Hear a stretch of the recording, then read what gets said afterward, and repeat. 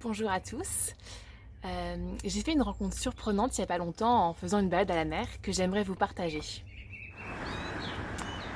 Un escargot, et plus exactement un escargot de mer.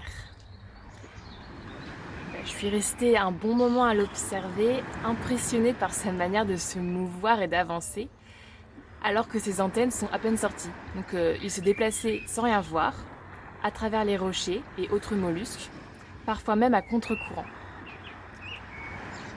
Et avec cette grosse coquille sur son dos. Dans le contexte actuel, nous ne sommes pas si différents de ce petit escargot. Voilà, notre maison n'est jamais très loin. On peut avoir l'impression d'être au ralenti avec toutes ces précautions qu'il faut prendre, qui peuvent un peu nous freiner. Et face aussi à ce manque de visibilité sur notre avenir, face à cette incertitude, on avance un peu à tatillon. Nous pouvons aussi nous enfermer dans notre coquille, certes protégés, mais finalement coupés des autres et saisis un peu par la peur, figés par cette peur. Donc voilà, vous me direz que c'est quand même pas très flatteur de nous comparer comme ça à un escargot. Pourtant, il me semble que ce petit être nous montre l'exemple. Celui d'être toujours en route, jamais déraciné. Cette phrase, c'est le fil conducteur de l'année 2020 proposé par le frère Aloïs de Thésée. La proposition qu'il a adressée aux jeunes lors de la rencontre européenne en Pologne début d'année.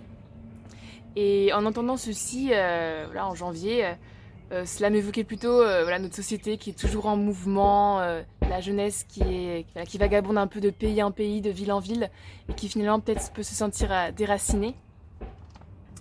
Et en vue des circonstances, la question inverse se pose.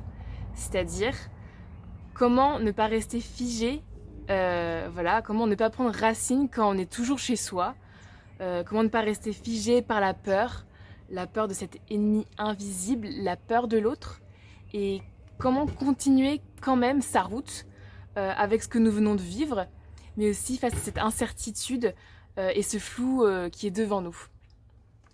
Alors il s'agirait peut-être encore une fois de se déplacer comme notre petit escargot. Est-ce que vous savez que les escargots, ça n'avançait que vers l'avant et que ça ne savait pas faire machine arrière? Donc voilà, de la même façon, nous devons nous aussi nous mettre en route. Petit pas par petit pas, parce que voilà, le monde nous attend. Avancer et aussi développer un autre sens que la vue pour nous orienter. Il suffirait de sortir nos antennes, celles qui sont sensibles à la voix de Dieu. Parce qu'en fait, il n'est jamais très loin et il nous aide à trouver le chemin. Alors n'ayons pas peur d'avancer, même si ce ne sont que des petits pas, il est toujours là et il nous accompagne. Bonne journée!